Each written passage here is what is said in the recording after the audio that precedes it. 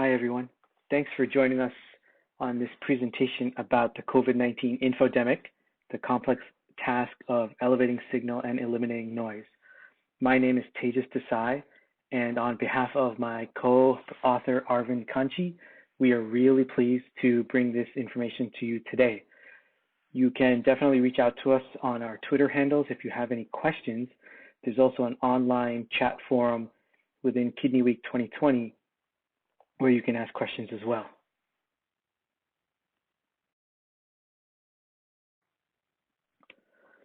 Here are my disclosures. Most of these disclosures really apply to me. I'm the founder of a software company that we use to analyze the data that we're going to present to you today. And I also created this archive system online where we can search scientific tweets from the NEF Twitter community. The archive uses what's known as a standard search protocol rather than a customized search protocol, which, if you don't know the difference, is actually not important to know for this presentation. It's something we can always talk about at another time. So what is the COVID-19 infodemic? It's definitely not a term that I or Arvind coined on our own. The World Health Organization actually mentions it in one of their reports dated the 2nd of February, which is about 39 days prior to when they declared the coronavirus as a pandemic. And basically, the World Health Organization realized very early on that there's a lot of information about coronavirus, so much so that it'll be very difficult for physicians to determine what is valuable and what is not. So that poses a big problem for physicians. How do you sort through all this noise, which is designated as the red squiggly line, to find signal, which you can then use to take care of patients? So our goals in this investigation is, first, can we take noise and put it through a series of filters and get out signal? So is there a way for us to eliminate a lot of unnecessary, not useful information and bring to the surface that which is useful for physicians? Second, can we quantify how much noise and how much signal there actually is? Because we want to know whether this is a task that physicians can do on their own without the help of AI or technology, or is this something that's going to require a computer to do? And then third, can we take that signal and put it in an archive that can be searched later on so that when physicians have questions at the point of care or otherwise, they can find the information that they need? So here are the methods and the materials. First, we had to obtain all COVID-19 related tweets. We decided to do that from the 11th of March, which was the day that the WHO declared coronavirus a pandemic, up to the 27th of September. And we chose that stop date only because we had to get prepared for this presentation at Kidney Week. So there's no other reason why we chose the 27th of September. Then we decided to filter out noise and only include as a signal those tweets that are part of 8 specific.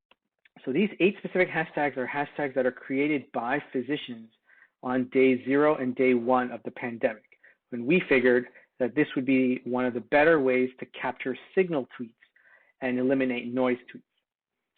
Third, we categorized the signal into 1 of 5 domains and 1 of 90 subdomains so that we'd have a better idea of what's being discussed and a better way of finding this information later on.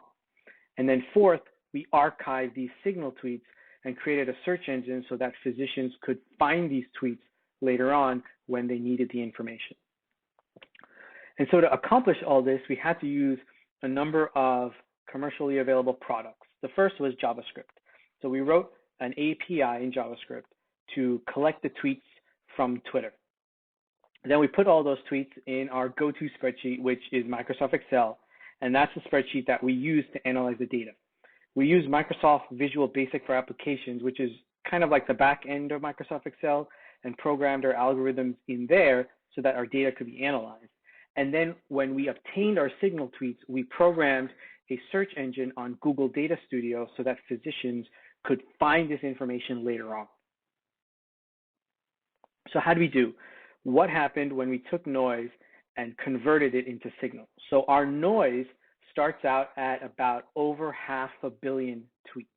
And we cross-referenced that number with an independent data set from a group of other scientists to ensure that we were close in our total number of tweets that we needed to analyze. And we're pretty close.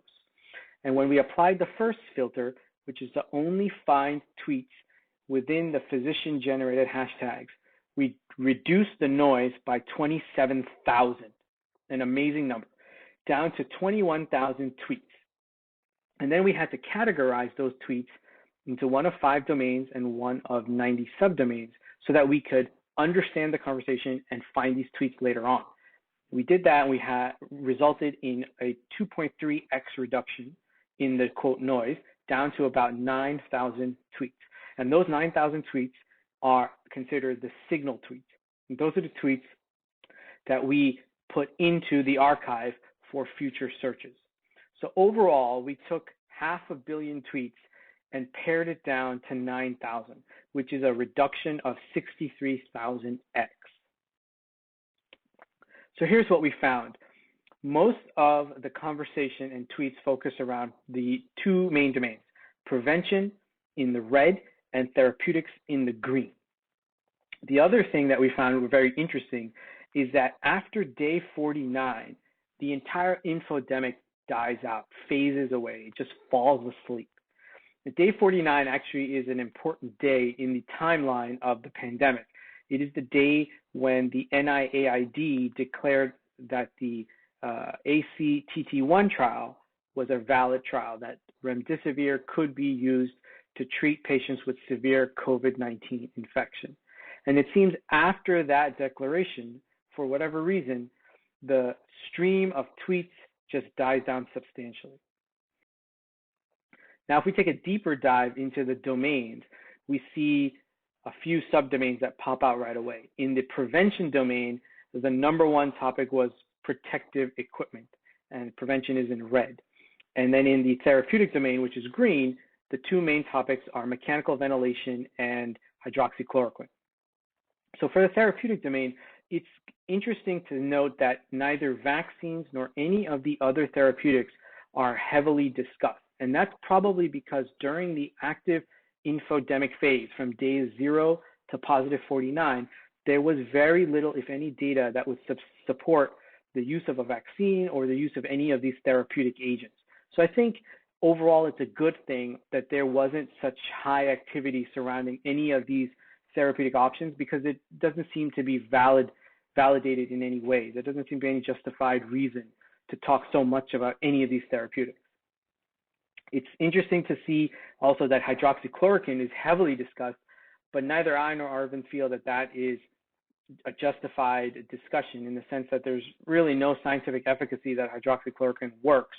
I think by now we can say it's pretty much disproven. That's the activity that we're seeing here is probably more related to the politics and political misunderstanding more than any effectiveness of the medication. And so then we had to take these signal tweets and put them in an archive so that physicians like you could search this information at a later date when you needed it the most. So we put in the signal tweets into this archive, and we created a search engine for you to search the archive, and we defined a completed search as having 4 characteristics. The first is that you as a user input a query. We gave you 2 options, and you can input 1 word or 2 words, 1 phrase or 2 phrases, and then you have to execute the search, which is usually done by hitting enter on your keyboard. Then you have to be presented with the results, because there's a bit of a delay between executing the search and having search results returned back to you. And then you have to click on a link that takes you to the primary source. So if these 4 parameters are all met in one query instance, then you have completed a search. And so we looked at completed searches during the active infodemic phase, which is days 0 to positive 49, and then the same time period just prior to the declaration of coronavirus as a pandemic, which would be days -1 to -50. And we found that there's a 26% increase in the searches that were completed based on our definition once the pandemic was declared. So to us, that indicated that there was a thirst for this type of knowledge, for these signal tweets, and that the repository. So in conclusion, the first conclusion is something that everybody already knows, especially if you are familiar with Twitter and social media. There's just a lot of noise, and the pandemic really brought out this noise to the fore. If you add a pandemic to all the noise that's already on social media, you get something called an infodemic. Now, there's a way to manage an infodemic. It's not by human eyes alone. You have to use software technology to filter the noise down into something that's a bit more manageable. So we filtered 500 million tweets down into 9,000 signal tweets by using code. Certainly, our code was not perfect. We are both very confident that we included noise in our repository, which should have just been filled with signal, and we have lost some signal thinking that it was noise. And that's just part of what happens when you use code to accomplish this task. And then third, we made a repository so that physicians could find this information. And it seems that that was an important thing to do because physicians were actively searching for this info throughout the entire active infodemic phase. So finally, Arvind and I want to say thank you. Thank you to all of you for being on the front line and caring for COVID-19 patients. We hope you stay safe. On the screen here are just some questions that we anticipated you might ask, but certainly reach out to us if you have any more questions, and we hope to see you in person real soon. Stay safe.